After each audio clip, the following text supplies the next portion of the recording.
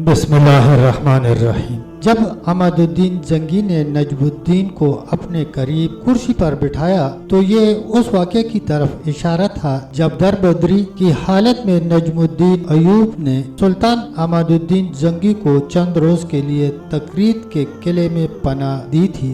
بدبختی کا زمانہ گزر چکا تھا اور اب خاندان ایوب پر خوش قسمتی کے گہرے سائے پڑنے لگے تھے۔ سلطان عماد الدین زنگی نے نجم الدین کو اپنے مقرب درباریوں میں شامل کر لیا تھا۔ خانہ بدوشی کی زندگی سے نجات پاتے ہی نجم الدین ایوب اپنے بچوں کی تعلیم و تربیت کی طرف متوجہ ہوا۔ اب یوسف 4 سال کا ہو چکا تھا۔ اس زمانے کے رواج کے مطابق یوسف یعنی صلاح الدین ایوبی کو قرآن کریم کی تعلیم حاصل کرنے کے لیے مکتب میں داخل کر دیا گیا۔ وہ اپنے دونوں بڑے بھائیوں یعنی توران شاہ اور شمس الدولہ سے بہت مختلف نظر آتا تھا۔ بچہ ہونے کے باوجود نہ وہ کسی سے جھگڑا کرتا اور نہ اس کے کسی عمل سے شرارت جھلکتی تھی۔ یوسف غیر معمولی حد تک سنجیدہ تھا اور اس کی شربتی آنکھیں ہر وقت کھوئی کھوئی سی رہتی تھی، جیسے وہ کسی گہری سوچ میں گم ہو۔ اساتذہ اس کی بہت تعریفیں کرتے تھے۔ یوسف کا حافظہ بہت قوی تھا، سرسری باتوں کو بھی اپنے ذہن میں محفوظ رکھتا تھا۔ زبیدہ اپنے چھوٹے بیٹے سے بہت محبت کرتی تھی۔ جب موصل آ کر اس کے چوتھا بیٹا ملک عادل پیدا ہوا تو فطری طور پر ماں کی محبت تقسیم ہو گئی۔ وقت تیزی سے گزرتا رہا۔ اب یوسف یعنی صلاح الدین ایوبی کی عمر 7 سال کی ہو چکی تھی کہ ایک عجیب واقعہ پیش آیا۔ سلطان عماد الدین زنگی کا دربار آراستہ تھا۔ اتفاق سے اس روز یوسف بھی اپنے باپ کے ساتھ دربار میں موجود تھا۔ موصل میں رہنے والا ایک بوڑھا عیسائی راہب مرزبان دربار میں داخل ہوا۔ سلطان عماد الدین زنگی نے گرم جوشی کے ساتھ عیسائی راہب کا استقبال کیا۔ میں سلطان کا نہایت شکر گزار ہوں کہ میری درخواست قبول کی گئی اور حکومت کے کارندوں نے وقت سے پہلے خانقاہ کا تعمیری کام مکمل کر دیا۔ پادری مرزبان نے بآواز بلند کہا۔ اس کے لہجے سے سلطان عماد الدین زنگی کے لیے انتہائی عقیدت جھلک رہی تھی۔ اسلامی مملکت میں بسنے والے ہر شخص کے جان و مال اور عبادت گاہوں کی حفاظت حکومت کے اولین فرائض میں شامل ہے۔ سلطان عماد الدین نے انکسار کے لہجے میں جواب دیتے ہوئے کہا، یہ تم پر کوئی احسان نہیں ہے، مگر میں اس کے جواب میں اتنا ضرور چاہوں گا کہ تم اپنی قوم کو اہل اسلام کی رواداری اور حسن سلوک کے بارے میں ضرور بتاؤ۔ اس واقعے کی مختصر تفصیل یہ ہے کہ عیسائی راہب مرزبان کی خانقاہ بہت شکستہ ہو گئی تھی اور تیز بارش میں اس کی ایک دیوار بھی گر گئی تھی۔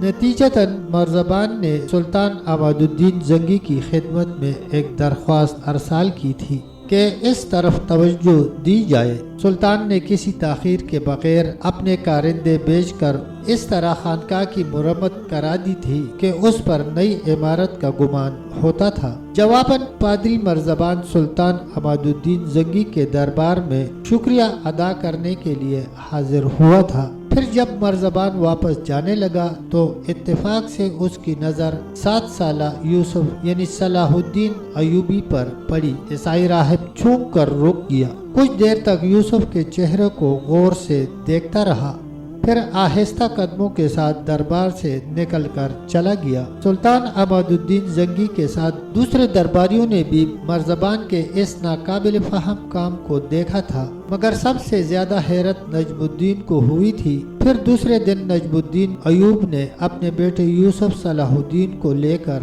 عیسائی راہب مرزبان کی خانقاہ میں پہنچا۔ کل تم سلطان کے دربار میں اس بچے کو اتنی غور سے کیوں دیکھ رہے تھے؟ نجم الدین ایوب نے داخل ہوتے ہی بڑے بے باکانہ لہجے میں سوال کیا۔ عیسائی راہب نے نجم الدین کے سوال کا جواب دینے کے بجائے کمسن یوسف کو اپنے قریب بٹھا لیا اور ایک بار پھر اس کی پیشانی کو غور سے دیکھنے لگا۔ नजमुद्दीन अयूब खामोशी से मर्ज़बान के चेहरे का जायजा ले रहा था। कुछ देर बाद ईसाई राहिब के होंठों पर मुस्कुराहट उभरी। अब मुझे यकीन आ गया कि उस रोज मेरी आंखों ने धोखा नहीं खाया था। मर्ज़बान नजमुद्दीन अयूब से मुखातिब था, अगर तुम इस बच्चे के बाप हो तो बेशक इस दुनिया के खुशनसीब तरीन इंसान हो। बड़ी अजीब बात थी। नजमुद्दीन अयूब ने बेइख्तियार होकर कहा, हाँ मैं ही इस बच्चे का बाप हूँ, मगर तुम इसके चेहरे में क्या तलाश कर रहे हो? मैं उस तहरीर को पढ़ रहा हूँ जो खुदावंद ने इस बच्चे के हवाले से रोज़े अव्वल में लिखी है। पादरी मर्ज़बान के चेहरे से आलिमाना वकार झलक रहा था। खालिक कायनात ऐसे बच्चे सदियों में पैदा करता है। नजमुद्दीन अयूब ईसाई राहिब की पेशन गोई सुनकर बहुत जज्बाती नजर आने लगा था। वो क्या तहरीर है, मुझे भी बताओ। मेरी गुनाहगार आंखें उस आसमानी तहरीर को मुकम्मल तौर पर नहीं पढ़ सकती। पादरी मर्ज़बान ने पुरसोज लहजे में कहा, वो इंतहाई नेक और गैर मुतासब राहिब था, इसलिए कभी कभी उस पर कुदरत के राज मुनकशफ हो जाते थे और आज उस पर एक और राज फाश हो गया था। मैं इस बच्चे के चेहरे पर वो रोशनी देख रहा हूँ जो अजीमोशान शहनशाहों के खदखाल में नजर आती है। ईसाई राहिब की बात सुनकर नजमुद्दीन पर सख्ते की सी कैफियत तारी हो गई। आज तक वो जिस बच्चे को अपने लिए मनहूस तस्वर करता था, वही बच्चा मर्ज़बान की नजर में आने वाले जमाने का जलीलुल कदर शहनशाह भी हो सकता था। ईसाई राहिब की खानकाह से जाने के बाद नजमुद्दीन अयूब ने उस अजीब वाक़या का जिक्र अपनी बीवी जुबैदा से भी किया। माँ पहले ही अपने बेटे से बेपनाह मोहब्बत करती थी। शोहर की बात सुनकर शिद्दत जज्बात से वारफ्ता हो गई और रोने लगी। ईसाई राहिब क्या बताएगा? वो रोशनी तो मैं हर वक्त अपने यूसुफ के चेहरे पर देखती हूँ। जुबैदा ने शिकायत आमेज और किसी कदर तंजिया लहजे में कहा। अगरचे नजमुद्दीन अयूब खुद भी एक आबिद व जाहिद इंसान था, लेकिन अपनी माजूरी के हादसे से मुतासर होकर तो हम परस्ती का शिकार हो गया था। बीवी की जज्बाती कैफियत देखकर खुद भी आबदीदा हो गया। अल्लाह मेरे इस गुनाह को माफ करे कि मैं शैतान के फरेब में आकर अपने बेटे से कितनी दूर चला गया था। इस वाक़े के बाद नजमुद्दीन अयूब यूसुफ की तालीम व तरबियत पर खसूसी तवज्जो देने लगा।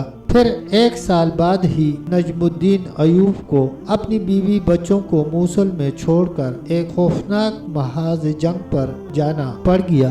तब तक दोस्तों इतना ही, मिलते हैं इंशाल्लाह अगली वीडियो के साथ। तब तक के लिए अल्लाह हाफिज़, अल्लाह निगहबान।